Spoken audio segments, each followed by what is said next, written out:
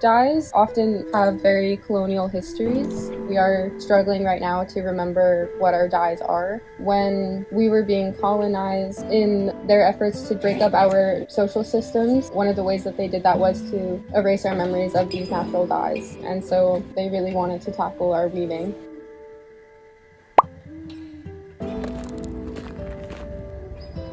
One of the things that really struck me is how they had lost a lot of knowledge, and they lost that through colonization, and that they've been slowly recovering that. It's a really powerful thing.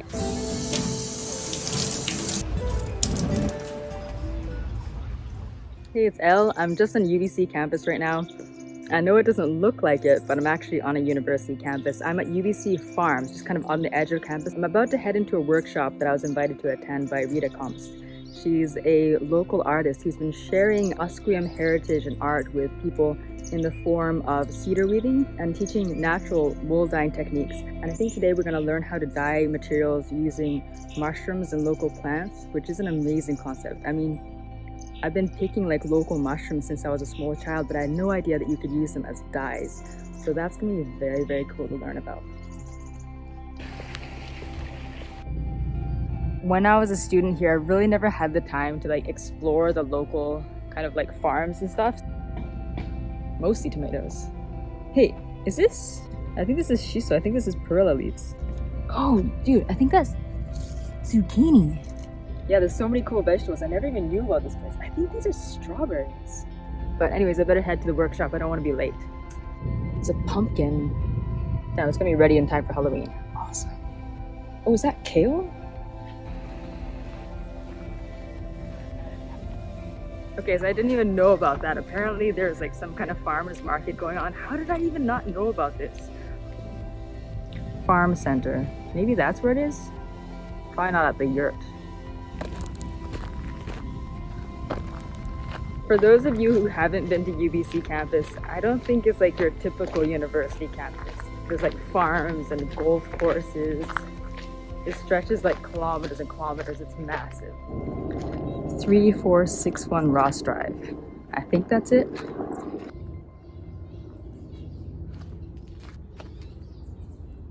What a random place. Halfway dip is gonna be nice. I just like dump it in. I love the dip and dye. Yeah. So you can dye with bugs, you can dye with mushrooms, you can dye with plants from your backyard, stinging nettles, rhubarb, all kinds of different plants. Onion skins too. Yes. Onion skins are a really good one for just passively collecting dye material. We're dyeing with something called lac. Lac are actually bugs from India. Dead bugs from India. You may have heard of cochineal. It's also used in a lot of red food coloring. So if you've eaten a Smartie, you've eaten a cochineal bug before. Heading into the workshop, I had expected to learn about the technical details of how to create natural dyes from local plant materials and how to apply that to wool. And we certainly did learn a lot about that. Yeah, it's kind of glowing, right? Yes. Like a blue illumination. It's really neat. Yes. But there was another layer of meaning to the workshop that I will carry with me and retain long after my memory has begun to grow hazy on all of the information that was gifted to us that day. You could really sense the depth and the meaning that this knowledge carries and the extent of its socio-cultural impact. It is a part of their history and culture, passed down through generations, and it really felt like a way of connecting to and appreciating nature in a manner that only people with a deep connection to this land could do, in a unique way that most of us living here on this land will never get to experience, and may never even think of.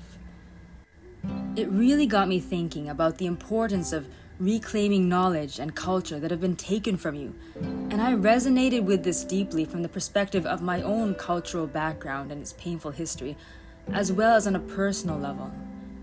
We can never even come close to undoing the devastating damage that comes with colonization and the disrespect and disregard of your language, your culture, your land, your people.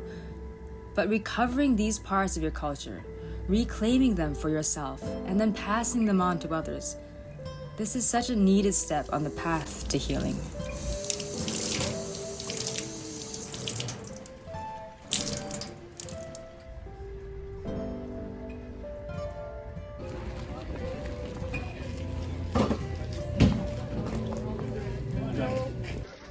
We got a little lunch break.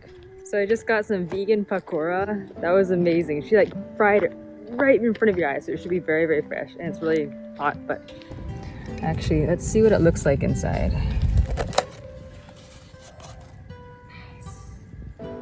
Okay, so I'm just gonna try one of these pakora really quickly. So good. That is like as fresh as it gets. Yum. UBC Farmers Market. Amazing. Okay, I'm gonna get back to the workshop. Many on this list have very colonial history, specifically logwood is one that I know of. And I think that's a really interesting part about natural dyes generally, is just that the history of where they come from and what they mean and how they're signifiers of social status and family and kinship systems and things like that is really interesting. And so with our hopes and dreams for Lish Natural Dyes, we'll be able to remember and redevelop our ways of dyeing. But what we have right now is a bit more of a fragmented knowledge.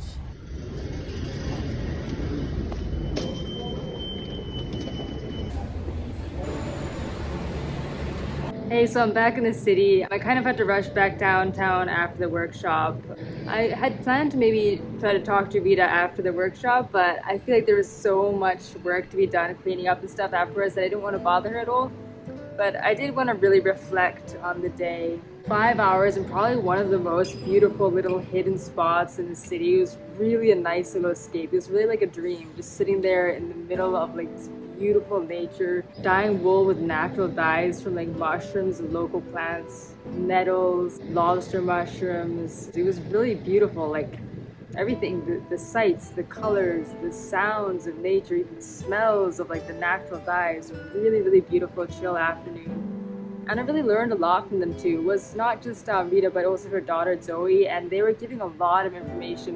One of the things that really struck me is how they had lost a lot of knowledge that had been passed down from their ancestors, and they lost that through colonization. And that's something that I really relate to, and that, you know, it's a really powerful thing, and that they've been slowly recovering that and passing that on to not only other like First Nations people, but just to, you know, people like you and me. And what an amazing gift, and yeah, what a powerful thing.